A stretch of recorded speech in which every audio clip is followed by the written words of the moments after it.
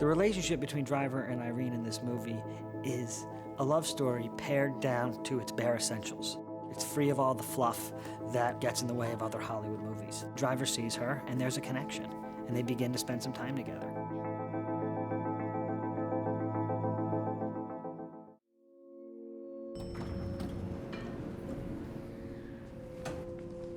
What floor? Fourth, thanks. He moves into the building that she lives in, and we imagine by that point that her husband, Standard, had been in prison for about 6 months. And not really for doing anything particularly terrible, just, you know, he got caught up in some one bad thing, and he's a good guy. So about 6 months after he goes away, this new guy moves into the building. And they sort of have those things where you see each other and you kind of make eye contact, and it has a bit of an impact on you, but you kind of dismiss it. And action, Ryan. I think she's trying to sort of keep focused on the fact that she's, you know, this is her family. And her car breaks down, and he offers to help. And so from then on, it's sort of this relationship forms. You want a glass of water? Okay. I love the fact that there was something sort of they want to so badly, but it's so repressed from both of them and can't behave how they want to behave. That's Benitio's father. Where is he? He's in prison. Oh. And that it's all subtext, and how they really feel is through the way that they look at each other or things like that, or what they don't say is so much more important than what they do say. What do you do? I drive. I like for movies. Oh. You mean all the car chases and stuff? Yeah. Is that dangerous? The relationship with Irene started off with this place of resistance. He senses, I think, that this could take him out of his comfort zone, and this could be a threat to the box he's created around himself. Hey, do you want to see something? Yeah. The initial scenes, it was about him resisting and avoiding her, and she almost makes him human for a very brief moment in you know, the course of our story, which is that through her and through the relationship with Benicio, there is a normality.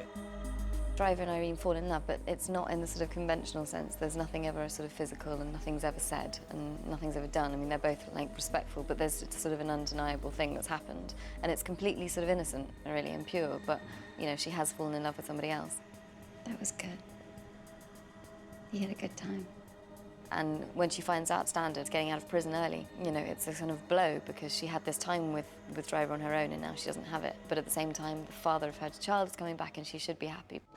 So I want to make a toast to that lady right there. I love you, Irene.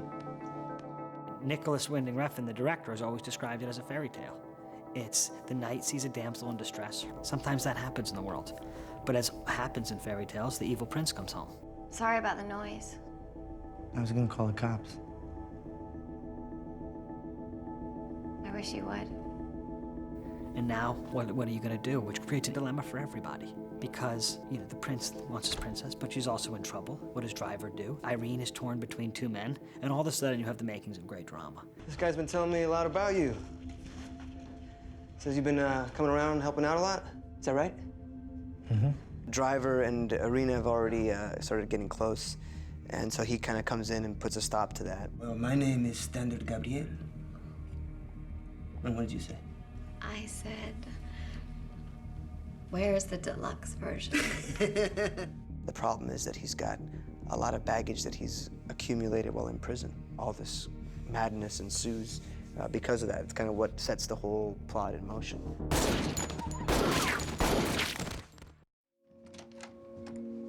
Can I talk to you for a minute?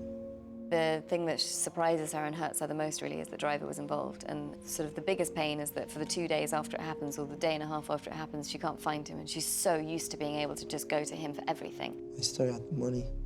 You could take Benicio. And so when he comes clean and he offers her the money and says that he was involved, it's like he's been ripped out of her world. He's not the sort of knight in shining armor, or the, you know, the hero or the perfect man that she thought he was. And, you know, he's complicit, and it's tainted, and everything that they had, which she thought was so sort of pure, is just destroyed.